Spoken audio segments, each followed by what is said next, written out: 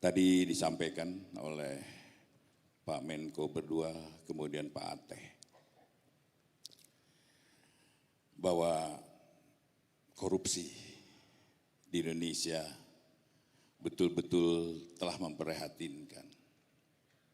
Bahkan setiap saat, setiap waktu, Bapak Presiden selalu menyampaikan bahwa kebocoran yang terjadi adalah hampir bahkan lebih dari 30% dari anggaran.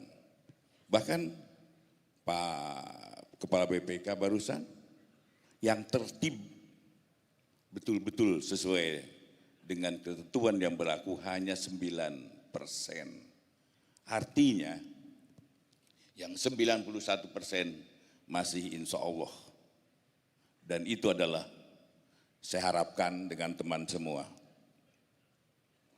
Yang apa yang disampaikan oleh Pak Ateh, tolong tindak lanjuti, benahi.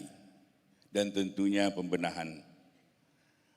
Kami di Kejaksaan punya unsur yang bisa membantu teman-teman. Baik itu berupa pendampingan, baik itu legal audit, dan banyak hal-hal yang bisa kami berikan pendampingan untuk teman-teman di pemerintah daerah.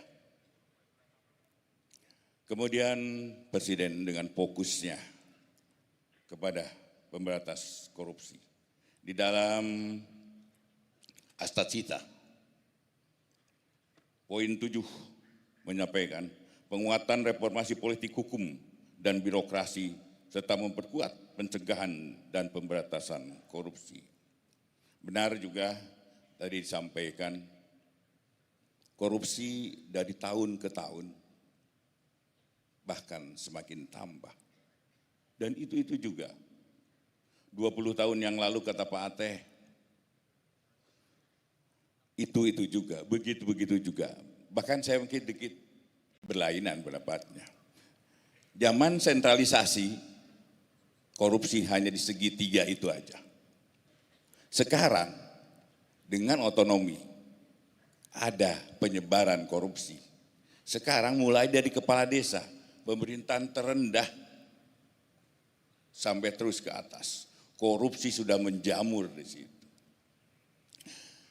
Walaupun saya sering menyampaikan untuk penanganan korupsi untuk tetap hati-hati. Terutama yang menyangkut kepala daerah, yang menyangkut unsur kepala desa. Kepala desa itu adalah suatu badan, suatu pemerintahan yang terendah, di mana pimpinannya, yaitu kepala desa, dipilih dari masyarakat. Dan masyarakat itu plural, tidak yang berpengetahuan aja. Bahkan mohon izin dari orang-orang yang pengetahuannya masih rendah. Kemudian jadi dia dipilih oleh masyarakat menjadi kepala desa.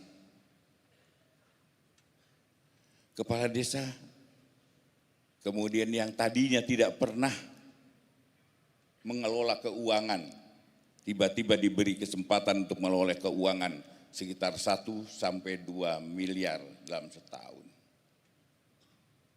Ini adalah tugas berat bagi mereka karena mereka harus mempertanggungjawabkan ya sistem keuangan pemerintah.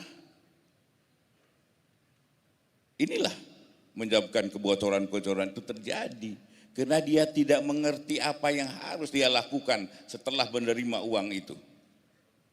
Dan itu yang saya sampaikan pada para jaksa di daerah untuk hati-hati menanganinya.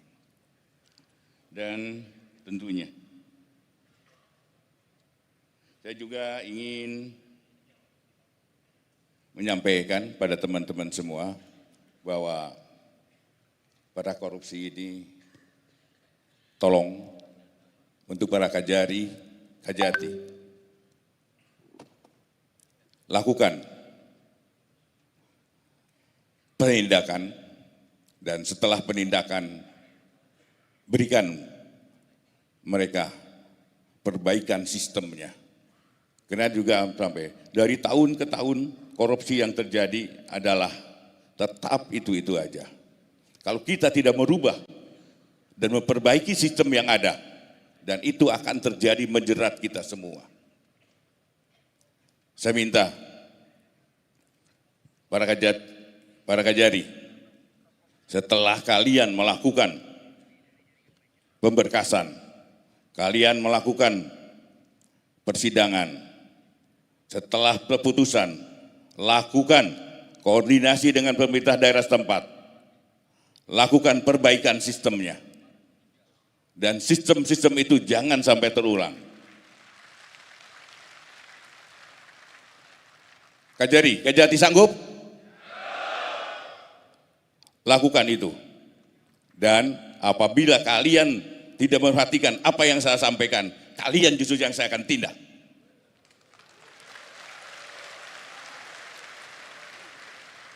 Kemudian juga ingin kesadaran teman-teman kita semua, terutama teman-teman di daerah,